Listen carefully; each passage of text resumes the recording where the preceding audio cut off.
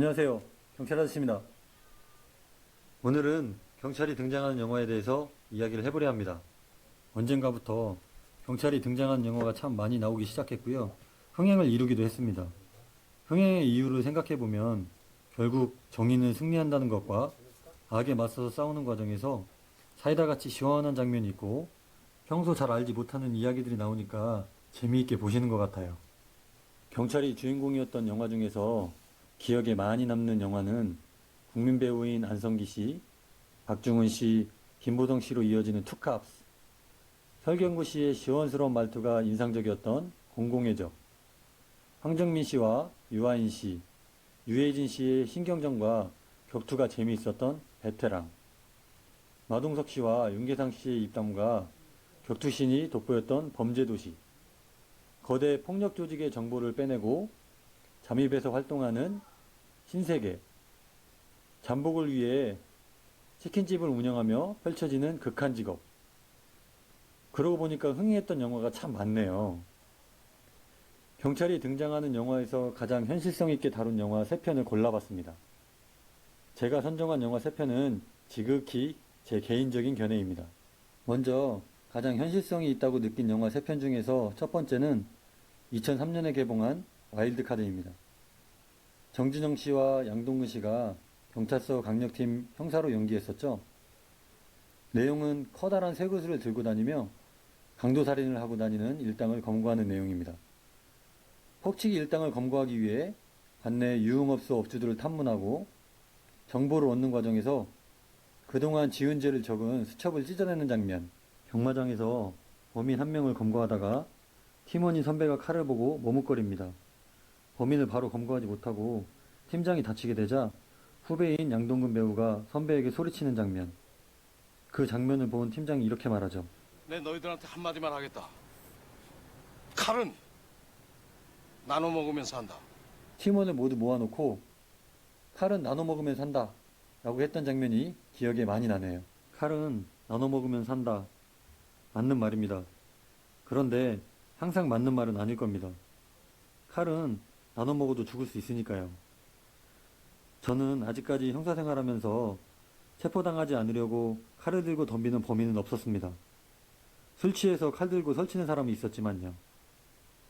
요즘 형사들은 범인이 어디 있는지 알고 검거를 하는 경우가 많습니다. 위험한 상황을 예측하고 최대한 안전하고 신속하게 검거하는 것. 그게 선배의 역할이고 베테랑 형사라고 생각합니다. 후배들에게 이런 이야기를 나눈 적이 있습니다. 만약에 범인과 마주쳤는데 단둘이 있게 되었고 범인이 회칼을 들고 덤비면 어떻게 할 거냐. 저는 그런 상황이면 범인과 싸우지 말라고 말을 해줍니다. 삼단봉을 가지고 있더라도 회칼을 든 범인을 검거하는 것은 쉽지 않은 일입니다. 어찌 보면 굉장히 무모한 짓일 수 있습니다. 그래서 저는 후배들에게 이런 상황이 되면 싸우지 말라고 알려주는 겁니다. 검거 과정에서 칼에 찔리면 회복이 불가능할 정도의 큰 상처를 입거나 죽을 수 있습니다. 큰 상처를 입고 죽으면 무슨 소용이 있겠습니까? 그렇죠? 그 범인 다음에 안전하게 잡으면 되지 않겠습니까? 무책임하다고 하실 수 있지만 그건 무책임한 것이 아닙니다. 현명한 겁니다. 내가 건강해야 범인도 잡지 내가 다치고 죽으면 아무것도 할 수 없습니다. 아무튼 이 영화에서 현실적으로 느꼈던 것은 지하철에서 소매치기 하는 절도범을 보고 따라갔다가 싸우는데 결국 잡지 못하고 허탕치는 장면. 범인을 잡기 위해 탐문하고 경마장에서 잠복하고 잡은 후에 사무실에서 같이 식사하는 장면. 잡은 범인과 공작을 해서 공범들을 잡는 장면.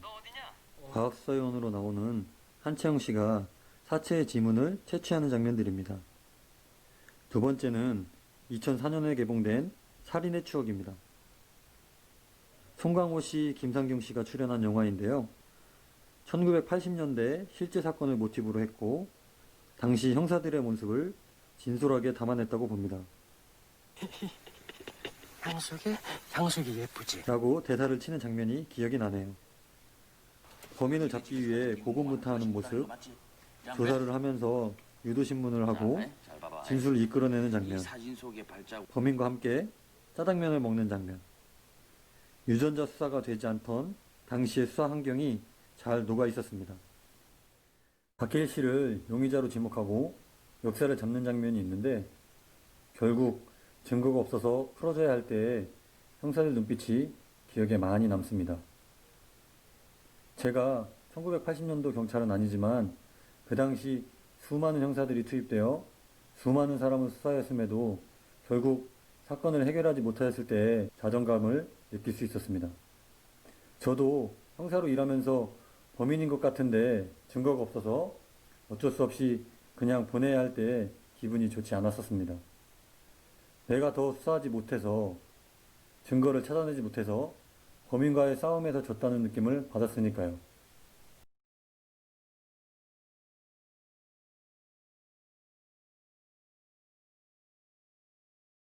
지금부터 이춘재 연쇄살인 사건에 대한 수사 결과를 발표하겠습니다.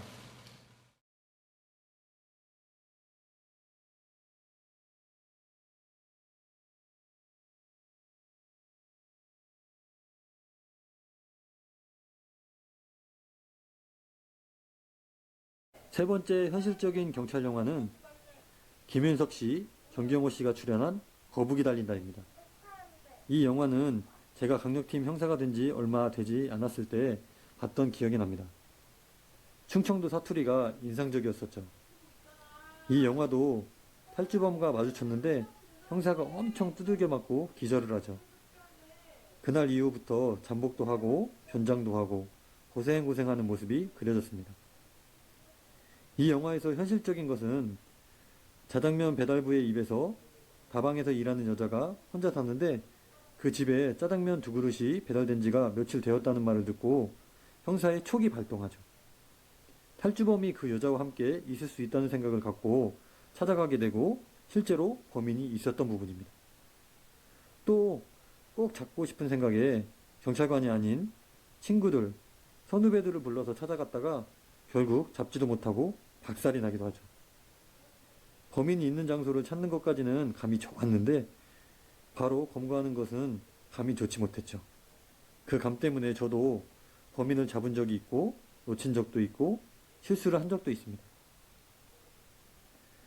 영화는 재미를 위해 여러 요소를 넣다 보니 과장된 부분이 있을 수밖에 없습니다. 지금까지 제가 생각하는 현실적으로 느꼈던 영화 3편을 말씀드렸고요. 다음에는 너무 비현실적인 경찰 영화 3편을 소개하겠습니다.